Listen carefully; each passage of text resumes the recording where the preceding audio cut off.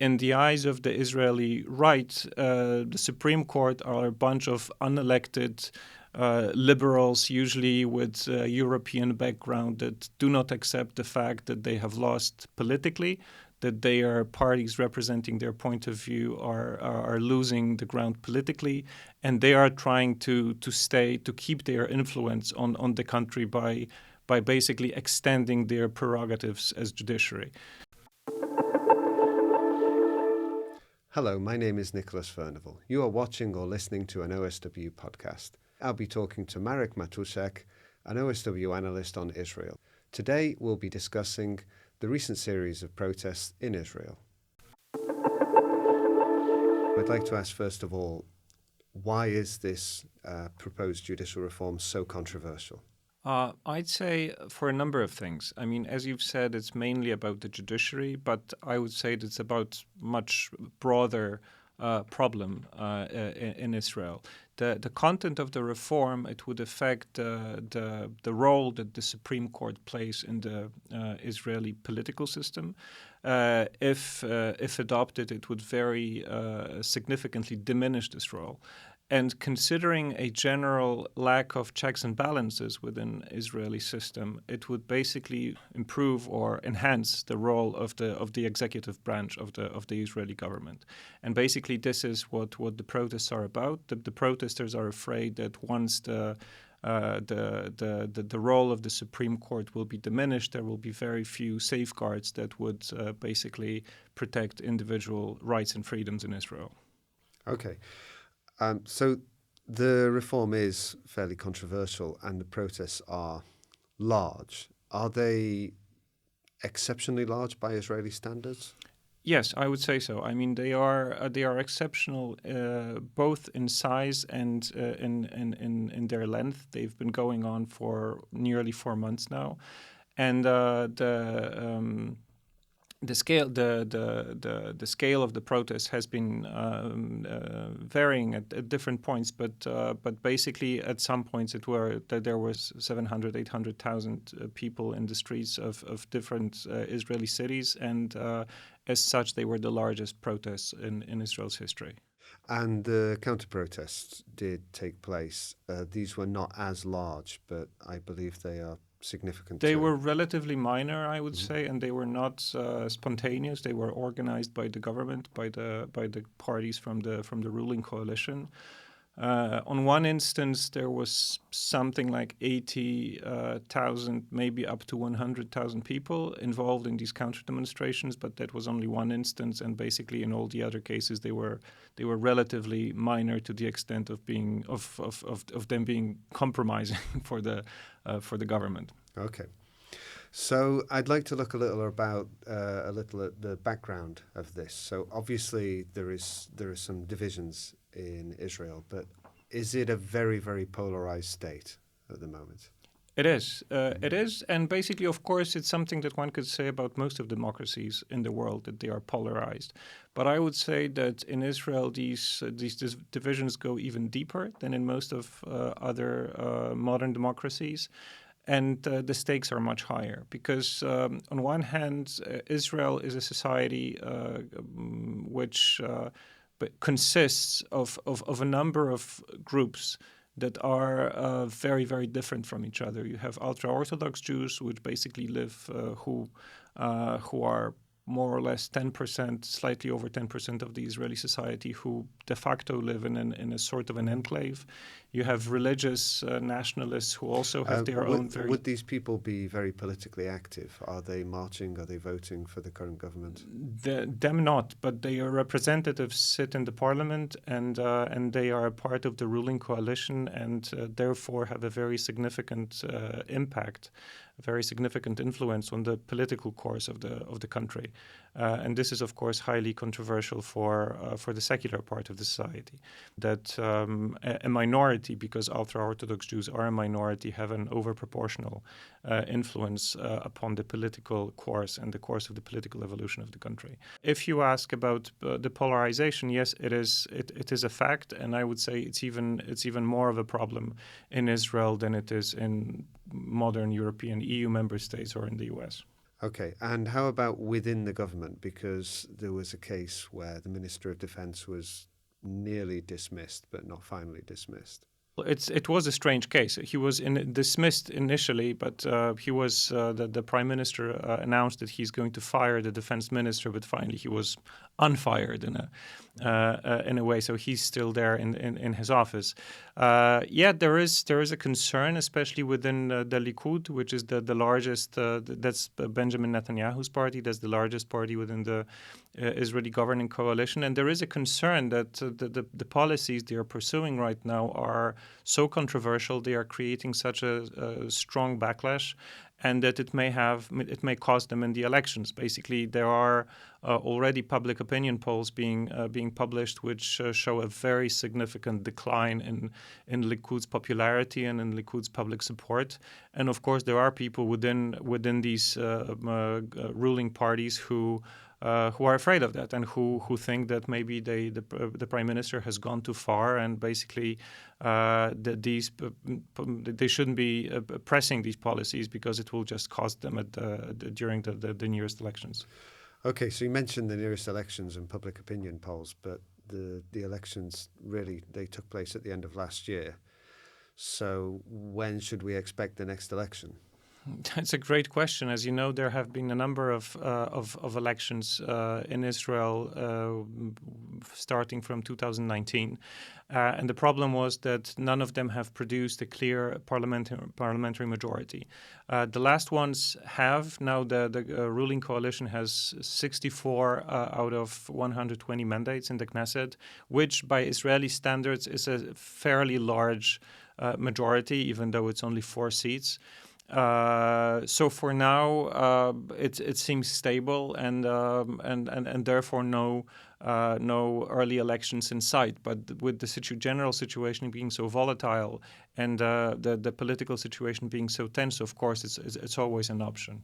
Meaning the coalition could break up. Especially considering the fact that it consists of a number of parties which are. In general, one could call them right-wing, but they are very different sorts of right-wing politics. We have Likud, which is the largest party, which is a right-wing nationalist secular party. We have 2 ultra-Orthodox religious parties, and we have a number of smaller parties that are both religious and nationalist. And especially with these religious and nationalist parties, they are very ideological. And they are, for them, one could say that this ideological sense of purity is often more important than political calculations and political pragmatism. So with such actors, it's always a possibility they would rather choose early elections and being out of the government for the sake of preserving their ideological purity than compromising and being. And being kind of accused by their electorate of not being, sufficiently committed to their ideological line. Okay, and these ideologues, they see one of the ways to achieve their goals via a potential judicial reform. Right. I mean, from their point of view, the Supreme Court is an obstacle in transforming the country along their ideological lines. In Israeli system, this is something that one needs to say. As I've mentioned before, the checks and balances are fairly weak. The president does not have the veto right. There is only one chamber of parliament, which is usually quite strongly dominated by the executive branch. There is no written constitution. There is a set of basic laws, but their legal status within the Israeli legal system is disputed. And in the situation being so, the Supreme Court basically acts as the only possible safe check on the arbitrary decisions of the executive branch, and in a number of cases in the past, because in Israel for the last 20 years the right-wing politics was very dominant.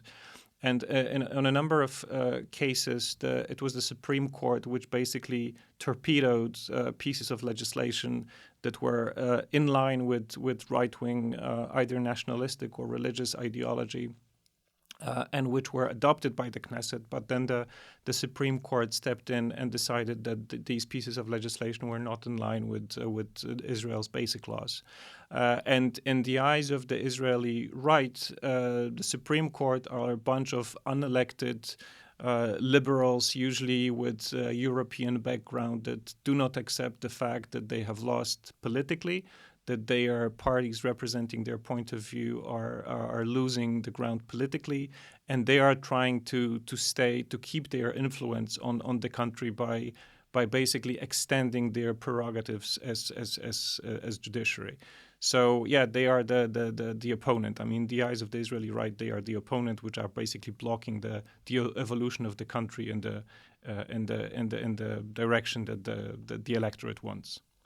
On the other hand, it does appear that the protests have been successful because Netanyahu announced that he would be having a timeout and recently extended this timeout. The opposition has achieved its goals, or is that too much to say? Well, I would say yes and no. I mean, they were temporarily successful because indeed the Prime Minister announced that he's putting these legislative changes on hold, but only temporarily. And basically, there is an expectation that the Parliament will resume working on these draft laws within a couple of weeks from now. That's one thing. And the second thing is that basically this decision was made not directly as a result of the protest, but as a result of the threat of a general strike. The Federation of Trade Unions, the airport in Tel Aviv, one of the major ports in Israel, the healthcare system, educational system, local governments, they either went on strike or they threatened to go on strike. And this was something that the government really was afraid of because there was a genuine threat that the country will come to a halt, that basic functions of the state will stop being performed. And basically that was the impulse that led the government to pause these legislative changes, not the protests themselves. So it's very hard to say where we are right now. And it is to be expected that these legislative works in the parliament will be resumed. Okay. Is it possible to interpret the timeout and the push for reforms in both cases as a sign of Netanyahu's weakness? Well, definitely he needed to make a step back.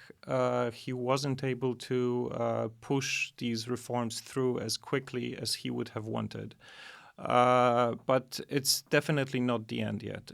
We'll definitely see the government and the parliament working on these changes again. There are some negotiations going on with parts of the opposition about some possible compromise, because there is a broader understanding in Israel that some clarification as to the role of the judiciary in the Israeli political system is required.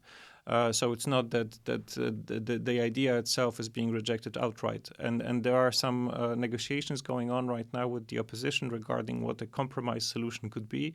But I very much doubt that they will be able to come up with some compromise project. So my expectation is that the problem will come back. And then we are going to see whether Netanyahu indeed has been permanently weakened or not. I would like to ask take one step to the side and ask a question, because during the protests, a lot of voices were raised about women's rights being undermined because of this potential reform. How seriously should we take this? Well, it wasn't about women's rights in any way directly, but as I've mentioned before, there is a fear that if the position of the Supreme Court is weakened, or if the independence of the judiciary is dismantled, then this in turn could open the way for more conservative legislation, more in line with the political religious ideology or religious outlook. So basically, and that of course could affect the women's rights in Israel in terms of, in many regards. The women's rights should be treated as a secular issue. Yeah, naturally. So in this regard, there really is a fear, I would say, about the broader among the broader secular sector of the Israeli society, that if these reforms come through, this will open the way for more religious influence upon all aspects of social life. I would like to move on then to the slightly broader picture. So we have this situation which is happening, but it's happening within a certain context, which is Israel's quite unique place in geopolitical terms. How are these protests affecting relations, say, with Lebanon and Palestine, and also with the neighbours, the neighbouring countries, in particular the United Arab Emirates, Egypt, Saudi Arabia, etc.? Well, I wouldn't say that the protests or the issue of the judiciary reform affects these relations directly. But obviously, this sense of chaos that we have looking at Israel right now does affect its position on the international stage and vis-a-vis its neighbors. For Israel's opponents, such as Iran or Hezbollah or political forces in the region that are somehow connected to Iran, this is of course good news, and they are watching it with a certain glee and satisfaction that the Israelis are having problems and they are basically arguing with each other.